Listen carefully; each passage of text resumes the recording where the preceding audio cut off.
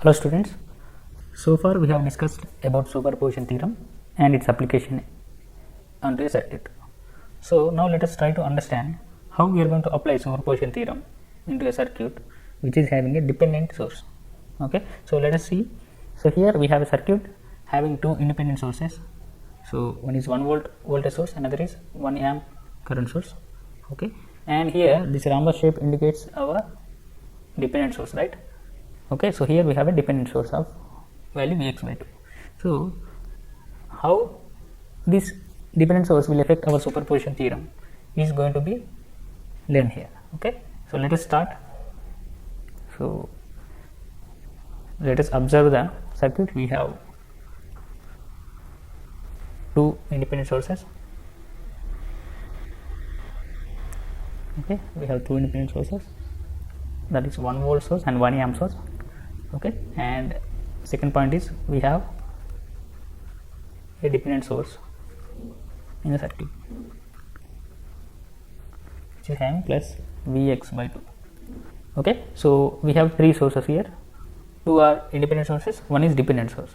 Okay, so here what is this dependent source? So dependent source is nothing but a source which is having its value, a source whose magnitude is dependent on another parameter in the circuit. So here we have a dependent source which is equal to Vx by 2. So what is Vx here? Vx is voltage across 1 ohm resistor, right? So Vx can be written as, so 1 ohm into current through that 1 ohm resistor. Okay, yes or no? That is I into, that is Vx is nothing but 1 into current through 1 ohm resistor, that is 1 into 1 ohm resistor current, that is I 1 ohm. So Vx is nothing but current through 1 ohm resistor here, because the value of resistor is 1. Okay, so remember this, Vx is nothing but value of current through 1 ohm resistor. If you can find the current through 1 ohm resistor, you can find the voltage across that resistor. Okay, so this is one important point. Okay, now while performing superposition theorem, we are going to treat one voltage source and we are going to find the response due to that source. Okay, it can be voltage source or current source. Okay, so we are going to put one source and we are going to see the response due to that source. And remember that we do superposition theorem with respect to independent sources only, not with respect to dependent sources. Okay, so we don't touch dependent sources here. Okay, dependent sources will be kept constant, but we only see the effect due to independent sources only. Okay, we use independent sources only to see the responses. We don't touch dependent sources. Okay, that is to be remembered. So we are going to find response due to two independent sources here, that is 1 volt source and 1 amp source only. So we don't touch Vx by 2 here because it is an independent source.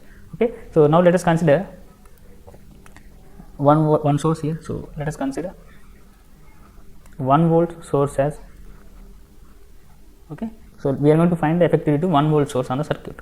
That means we are going to replace 1 amp source with open circuit. Okay, so that means current will be 0 through the circuit, that network. Okay, so I am going to redraw the circuit here. So that will become, we are going to find the response due to 1 volt source here. So current source will be open circuited. Okay, and we don't touch dependent source. Okay, dependent source will be kept constant, plus minus Vx by 2, 1 ohm, 1 ohm. Okay, so here we have a closed path here. So let us assume a current,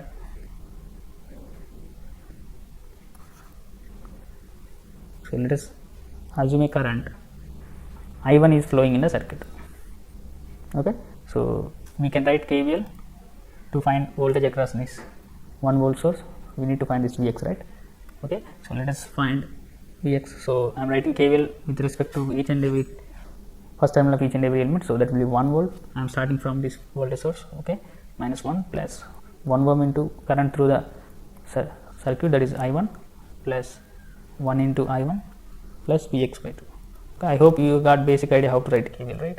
That is minus 1 plus 2 I1 plus Vx by 2 will be equal to 0. So if you can rearrange this, that will be 2 I1 plus Vx by 2 equal to 1. Okay, let us take it as equation 1. Okay,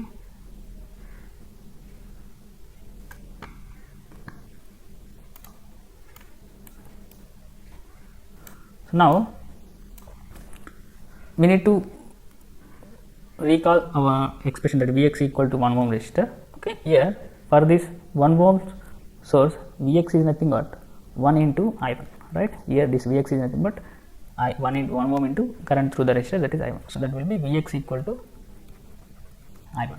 Okay, so this is expression 2 for 1 volt source. So I am going to substitute equation 2 in equation 1.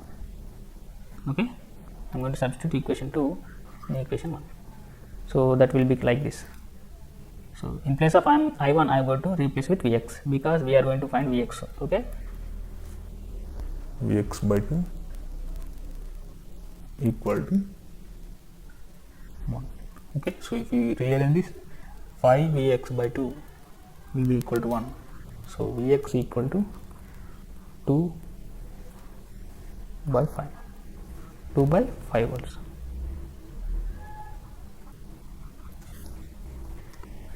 So the response due to 1 volt source is, so the response due to 1 volt source is Vx. Let us take it as Vx1 because it is response 1. Okay, so that is 2 by 5 volts here.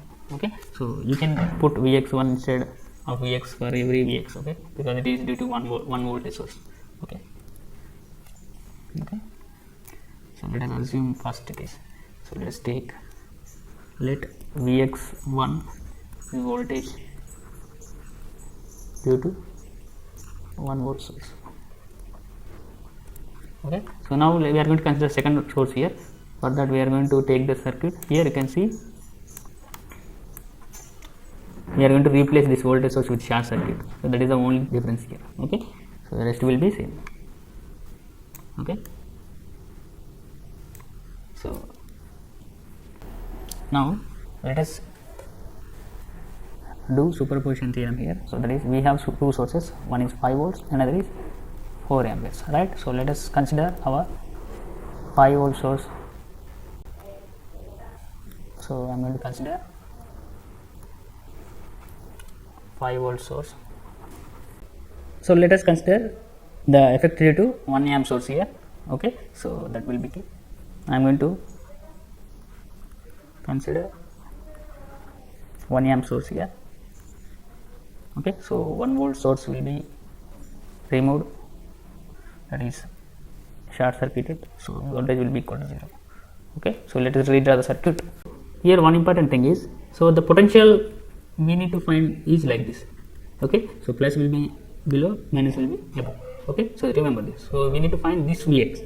Okay, so earlier in the previous class, so I did a intentional mistake that I2 for I2 to the second source will be opposite actually. So I wanted to know how many people will remember that, and very few people bring it to my notice.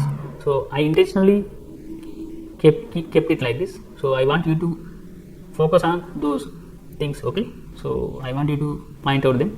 Okay, so here the potential is important. Okay, so here this is the potential we need, Vx. Okay, so now we are going to find Vx here. So 1 amp source, here the voltage source is short circuited. Now we need to find Vx here. How can you find this voltage? Because we have a node here, we can apply nodal analysis, right? So let us assume node A. Let us assume voltage V at node A. Node A. Okay, so let us assume this as V. Here what is this voltage? This is nothing but Vx, right? Minus Vx, because it is minus and plus. Okay, and which is in parallel with our node A. Okay, that means 1 ohm resistor and 1 amp source are parallel. So what is the nature of parallel network? That is, voltage will be equal to same. Okay, that will be V equal to minus Vx here. So this is important because they are connected in parallel. V and minus Vx will be equal. Okay, so this is one point to remember. Now let us apply nodal analysis here. So you are going to use nodal analysis here. Okay, you are using one method in another theorem. So this is the beauty of circuits. Okay, you can use anything to solve a network. Now I am going to apply nodal analysis. So we know that current, we assume current will leave from higher our node voltage. So that will be I1 plus I2. I hope you know how to write a node equation, right? you must know. So that will be, I am writing nodal analysis equation here. So that will be V by 1. So let us assume Vx2 is due to 1 volt source here, 1 amp source. Okay, Vx2. Let us consider this as Vx2.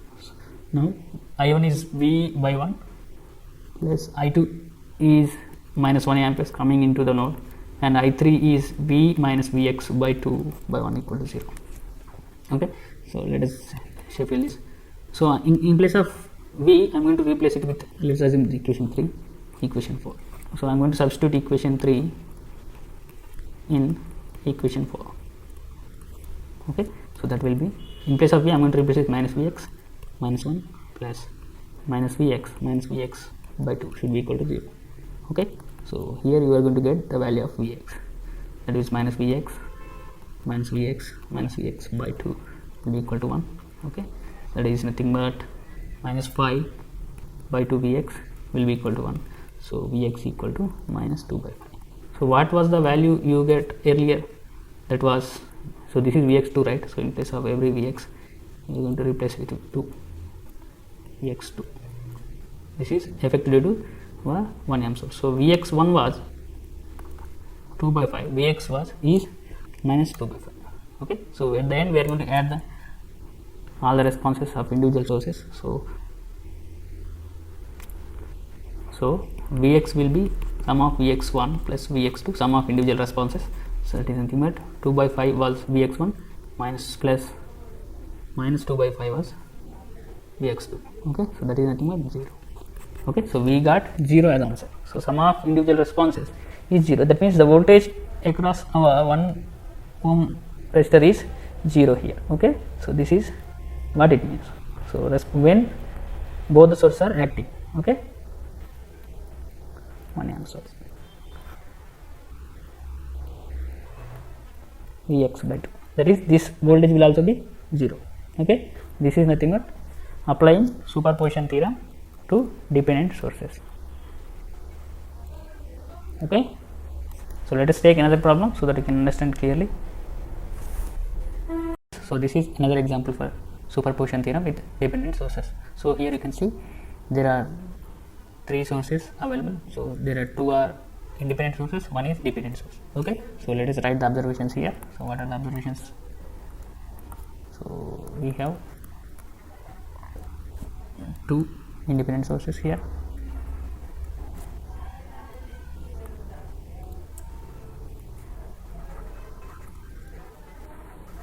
This 5 volt source and 4 amp source. Okay, and we have a dependent source.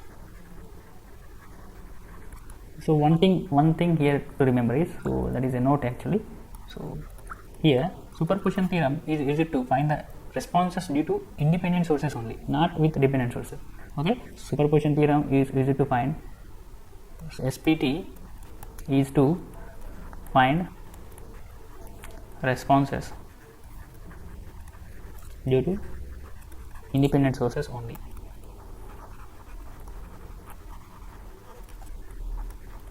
I have already told you in the introduction classes.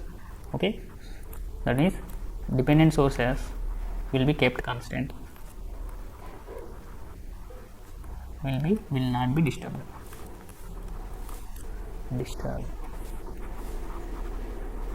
Okay, so that is the idea. So dependent sources will never be touched. Okay, only we change independent sources, and we are going to see respect to responses, and we are going to add all the responses at the end. Okay, so that is what we are going to do here. Okay, so let us say I1 is the current through 2 ohms resistor at this time. Okay, so that means when we are considering 5 volt source, the 4 amps source will be removed or replaced with its internal resistance, that is open circuited. Okay, because it is current source, we are going to open circuit it. Okay, now let us redraw the circuit without 4 amp source. Okay, so I am going to redraw the circuit here.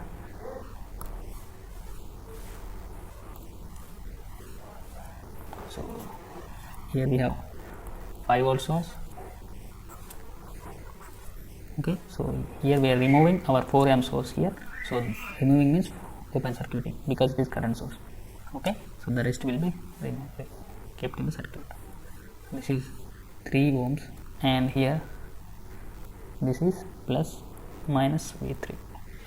Okay, here these terminals are important. Okay, we will be calculating according to terminals only.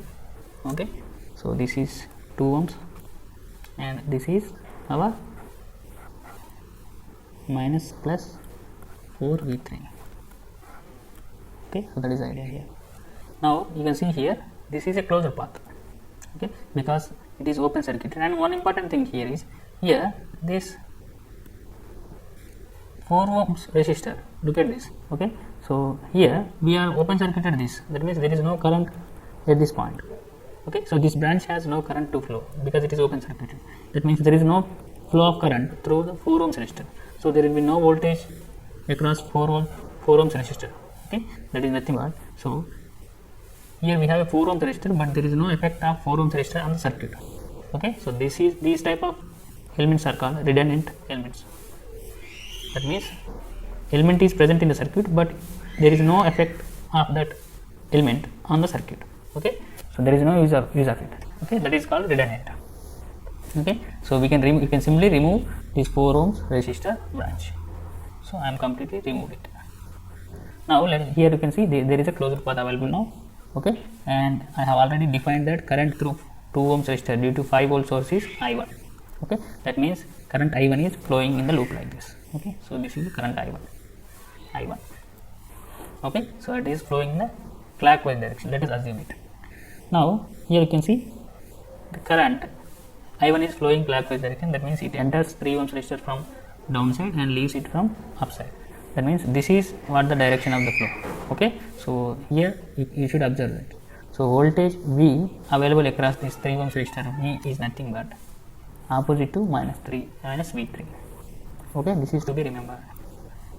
Okay, you must remember this because the current direction is different. Okay, so while treating voltage you should see the terminals. So this is, now let us apply KVL in the loop. Okay, I am going to apply KVL in the loop. So here you can see, so here the starting terminal here is plus. Okay, so that will be plus 3 into I1. Okay, and plus 5 volts plus 2 into I1. Here it is minus, right? This is minus 4 V3 should be equal to 0. So we are going to find I1, right? So in place of V3 you can replace it with 3 into I1, right? So V3 is nothing but V minus V. V3 equal to minus V, where minus V equal to 3 into I1. Okay, V is nothing but voltage across this 3 ohms resistor, that is 3 into I1. Okay, so I am going to replace 3 with V3 with minus 3 I1. Okay, so that will be 3 I1 plus 5 plus 2 I1 minus 4 into 3 I1 should be equal to 0. Okay, so that will be 3 I1 plus 5 plus 2 I1 minus, that will be 12. So this is minus, right? So this is 12 I1 should be equal to 0. Okay, if you simplify for I1 you are going to get the value of current I1 due to our 5 volt source. So that is 3 plus 2 plus 12, that is 17 I1 should be equal to minus 5. So I1 equal to minus 5 by 17 amperes. So this is the current through 2 ohms resistor when 5 volt source is acting. Okay, so this is what it means. I1 is current through 2 ohms resistor when I1 current is acting on it. Okay, which is in negative direction. So you must remember that. Okay, so we got I1 here. So let us note it. I1 equal to minus 5 by 17. Now let us proceed further. We got first response due to 5 volts resistor, 5 volt source. Now we need to find response due to 4 amps source. Okay, now I am going to consider response due to, I am going to consider 4 amps source. That means, so here I2 will be current through 2 ohms resistor. That means 5 volt source is removed from the circuit, nothing but short circuited because it is voltage source. So let us rearrange the circuits. Okay, so here we will be having, initially we have a 5 volt source here, so I am going to replace it with 0 because it is short circuited. So here we have 3 ohms resistor, and this is V3. Okay, now I am going to add our current source 4 amperes. Okay, so this is 4 ohms. Now this 4 ohms will be useful because there is a closed path and there is a flow of current. Okay, so here you can see, here we have 2 ohms resistor, right?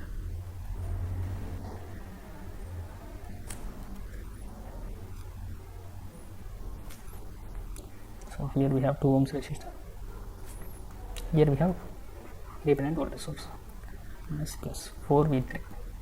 Okay, so this is the circuit after removing 5 volt source. Okay, so here this is 4 ohms. Now we need to find current I2, which is current through our 2 ohms resistor. This is to be found. Okay, now let us apply, let us say this as node A, this as node A. Okay, so let V is the voltage at node A. Okay, let V be the voltage at node A. Okay, so that is V here. I am going to apply nodal analysis here, nodal analysis. So I hope you know what is a nodal analysis, right? Okay, so I am going to treat the currents here. So currents will leave the node according to nodal analysis, that is let us assume IA, IB and IC. So here IC is nothing but I2, which is required current. Okay, so let us find IA. So according to nodal analysis, IA plus IB plus IC must be equal to 0. Okay, so IA is nothing but V by 3. Okay, plus IB is nothing but our current coming into the node, that is minus 4 amperes. Okay, plus that is V minus half, minus 4 V3 will become our IC. Okay, so we need to find I2 here, which is equal to IC, that is equal to V plus 4 V3 by 2, which is to be found. So this is what we need to find. Okay, so let us find it.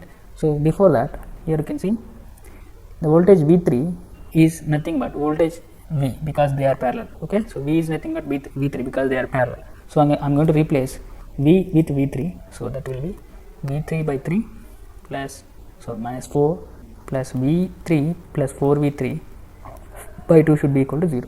Okay, so we can find V3. So I'm going to take it common. So 1 by 3 plus 1 by 2 plus 4 by 2 should be equal to 4. Okay, so that is V3 can be found like it is 6, 2 plus 3 plus 12 equal to 4. Okay,